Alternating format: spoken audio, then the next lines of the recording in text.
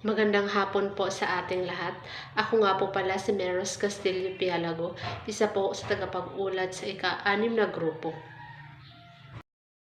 Talakayin po natin ngayong araw ay mga dula. At ang unang dulang tatalakayin natin ay ang Walang Sugat ni Severino Reyes. May ipapanood po ako sa inyong video at panoorin niyo po ito ng mabuti. Magandang araw! Ngayon ay magkakaroon tayo ng panibagong aralin. Ito ay isang uri ng dula, ang Walang Sugat na Severino Reyes. Tara, umpisahan na natin.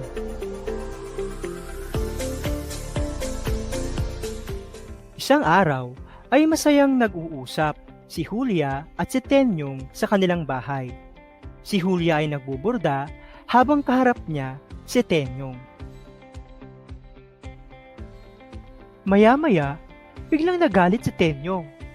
Ang buong akala niya kasi, ang ginagawang pagbuburda ni Julia ay para sa isang praile. Ngunit, nagpaliwanag si Julia. Nilambing niya si Tenyong at sinabi niyang ito ay para sa kanya. Bigla namang nagbago ang emosyon ni Tenyong at naging masaya ulit. Maya-maya ay merong isang taong nagmamadaling pumasok sa kanilang bahay. Tila ba may importanteng balitang daladala at kailangan niyang sabihin para kay Tenyong. Siya ay si Lucas. Tenyong, may sasabihin ako. Nadakip ang iyong ama. Pinagkamalan siyang isang tulisan. At ang masaklap pa, may napatay siya. Ano? Bakit? Magbabayad sila. Mata sa mata, ngipin sa ngipin. Lintik lang ang walang ganti. Nagpupuyos ng galit at lungkot si Tenyong. Hindi niya alam kung anong gagawin niya. Ang gusto lamang niya ay maipaghaganti ang kanyang tatay. Kaya siya ay nagdesisyon. Siya ay magpapakalayo-layo para habulin kung sino man ang pumatay sa kanyang tatay. Nalungkot din si Julia sa sinasapit ngayon ni Tenyong tungkol sa pagkamatay ng kanyang tatay, ngunit wala siyang magawa. Tutol si Julia sa desisyon ni Tenyong, ngunit wala siyang magawa. Nakapagdesisyon na siyang magpakalayo-layo at tugisin kung sino man ang pumatay sa kanyang tatay. Tuluyang nagkalayo si Julia at si Tenyong, kaya naging malungkot si Julia. Ngunit paglipas ng maraming panahon, bumalik ang dating sigla ni Julia at tumanggap na ulit siya ng mga manliligaw. Isa sa manliligaw ni Julia ay si Miguel, isang mayamang lalaki. Nagustuhan din siya ng mga magulang ni Julia, kaya di naglaon ay itinakda ang kanilang pagpapakasal. Masakit man sa kalooban ni Julia, pero siya ay nagpadala ng liham para kay Tenyong upang ipaalam na siya ay ikakasal na. Ngunit hindi ito nasagot ni Tenyong sapagkat siya ay nasa isang labanan. Ibinilin na lang ni Tenyong na dadalo siya sa araw ng kasal ni Julia. Inakala ni Julia na patay na si Tenyong, kaya labag man sa kanyang kalooban ay kailangan niyang magpakasal kay Miguel. Sa araw na mismo ng kasal, dumating si Tenyong sa simbahan na duguan na anyong mamamatay na. Pagkatapos nito, pinatawag ang kura upang makapangumpisal si Tenyong. Ang huling kahilingan nito ay ikasal siya kay Julia.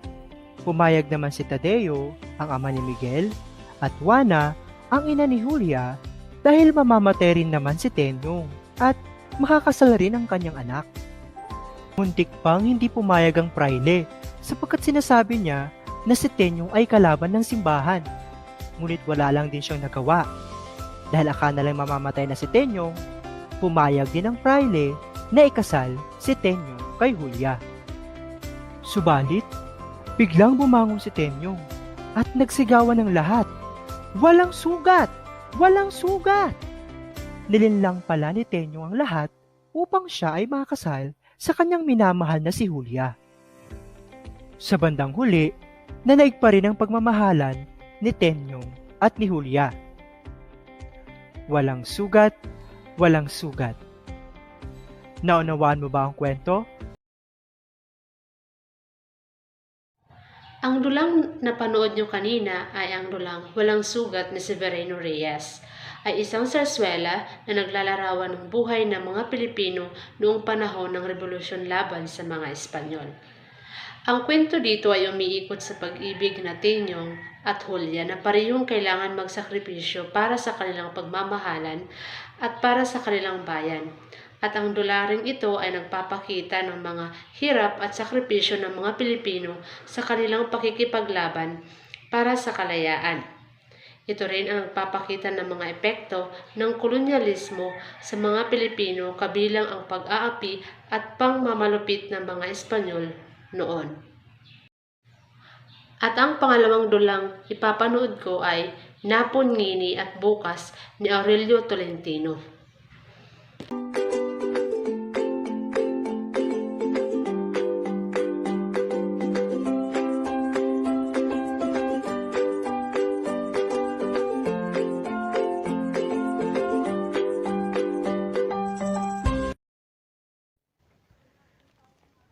Dangan niya'y wag dadalawin ng sipayo'y hilahil, at magluningning nawa sa ligayang sasapitin.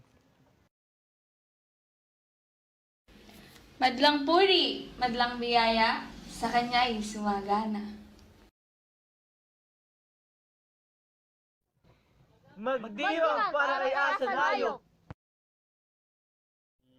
Mabuhay! Katoto't giliw mga kaibigan, salamat sa inyo ng habang buhay. Naway masapit ko ang inyong mga dalangin.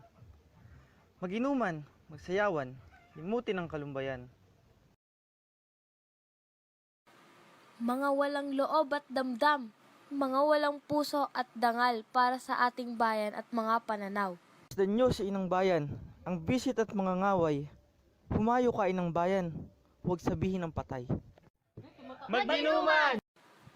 Huwag niyong inumin ang alak na may lason sapagkat ang inyong kaluluwa'y isusumpa ng panahon. Hayo at bakahin ang mga kaaway. Mga walang kaluluwa, hindi ba kayo nangangahiya na masaya sa lamig ang kamatayan ng bayan? Ngayon kayo ay nasa ilalim na ng talampakan ni Haring Bata. Mahusay manalumpati ang ating ina. Bigyan ako ng kaunting alak.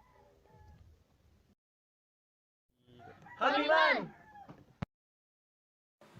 Ako man, Kita nyo, siya'y humingi ng kusa. Heto ang alak na alay ko sa'yo. Mabuhay siya sa layop! sumpain nawa ni Bathala ang mga hindi nagsisisi sa paglapastangan sa araw ng kamatayan ng mga tagapagtanggol ng bayan. Sumpain!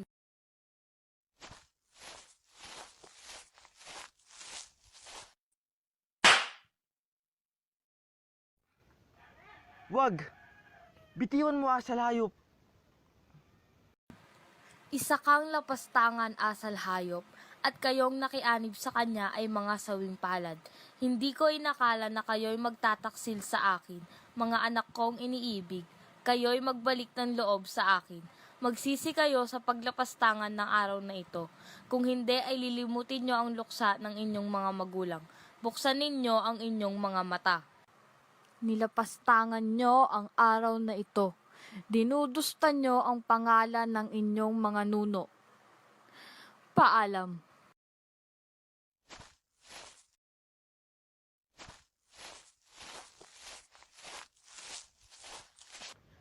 Ibig ba ninyong bawiin sa kamay ng kaaway ang ating bayan? Ngayon din! Tayo na!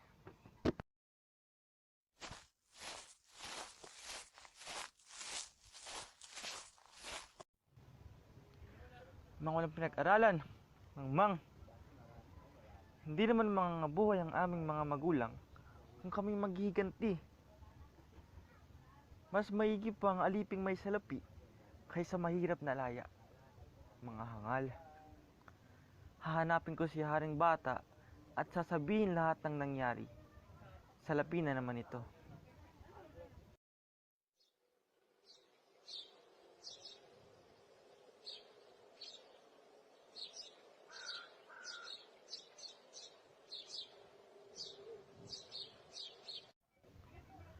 Ako po'y sumasayapak mo, dakila at marangal na haring bata.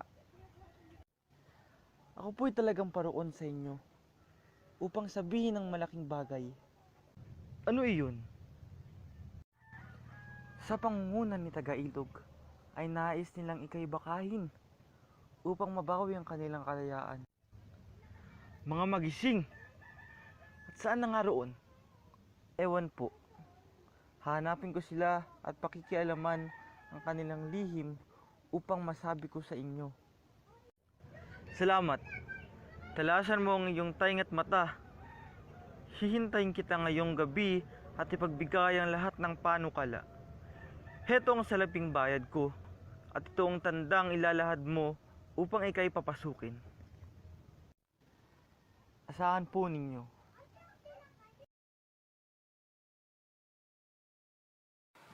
Walang puso! Taksil!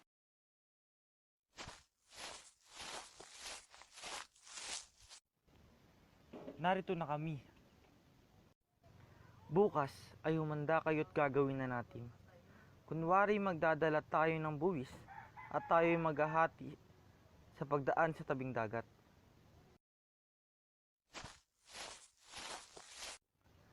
Ako'y kasama ninyo. Ngunit ako'y uuwi pa muna sandali. Asahan niyong alay ko rin ng aking buhay.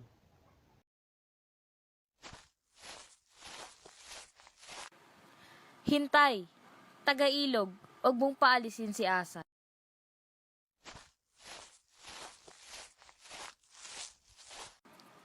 Ako'y may itatanong lamang dito sa harapan. Asal hayop, wala ka bang taglay na salapi at kahit anong tanso ngayon? Ano tinatanong mo sa akin yan? Anong gagawin ko sa salapit tanso? Dinggin ninyo, wala raw siyang taglay sa aking sinabi. Ngit ni Bathala, ano't nagtatawa ka? Dakpin ninyo at pinagbili tayo kay Haring Bata. Dakpin nyo!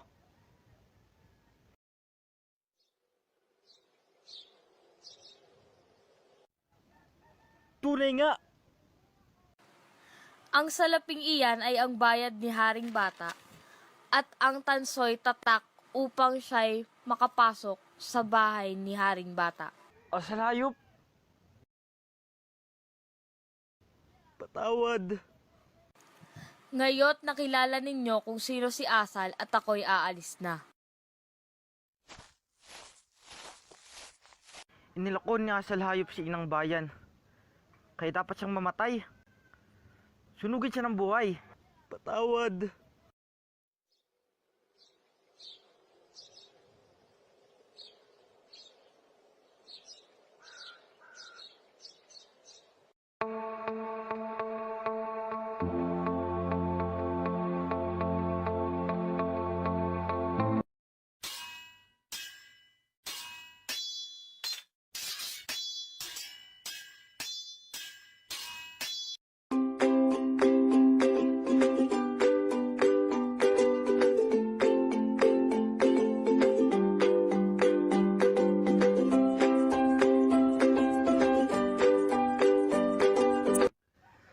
Mabuhay si inang bayan at ang ating lipi!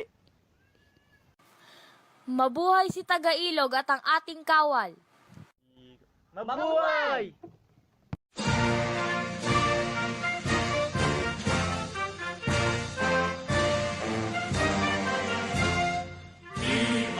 Sino kayo at ano ang inyong nais? Kalaban ba kayo?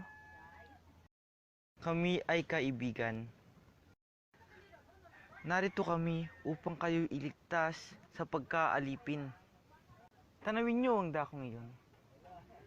Ang maraming kawal na mapuputi ay ang aming hukbo. At kung kayo'y kakapatid sa amin, ang aming ari, hukbo, sasakyan, puso at kaluluwa ay inyo na ring lahat. Ipagtatanggol namin kayong lahat sa ligalig at pagkaalipin.